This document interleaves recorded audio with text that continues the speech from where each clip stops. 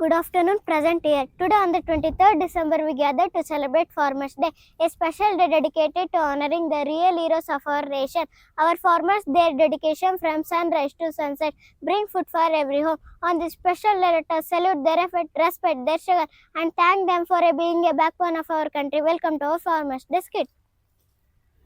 ಮಕ್ಕಳೇ, ಇಂದು ನಾವು ರೈತರ ದಿನಾಚರಣೆಯನ್ನು ಆಚರಿಸುತ್ತಿದ್ದೇವೆ. ನಮ್ಮ ದೇಶದ ಬೆನ್ನೆಲುಬು ಅನ್ನದಾತ ರೈತರು. ಅವರ ಶ್ರಮದ ಬಗ್ಗೆ ತಿಳಿಯುವುದು ನಮ್ಮ ಕರ್ತವ್ಯ.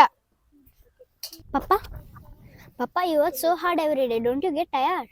Hard work keeps our fields alive, Mira. Look at this crop. These crops give food to so many families. So farmers really feed the whole country. Yes, farmers are the backbone of our nation. They grow wheat, rice, vegetable, fruits, all with love and effort.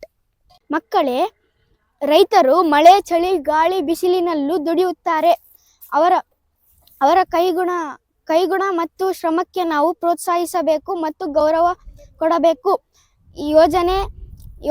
ನಾನು ಈಗ ಯೋಜನೆ ಕೊಡುತ್ತೇನೆ. ಅದು ರೈತರ ಕಷ್ಟಗಳನ್ನು ತಿಳಿಯುವುದು. Namaste, uncle.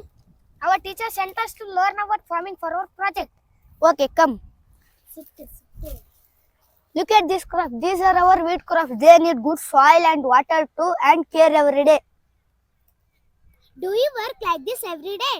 Yes, farmers wake up early, plant the trees and protect them from pests, and wait before harvesting. And we also depend on the rain. If it doesn't rain, crops get damaged.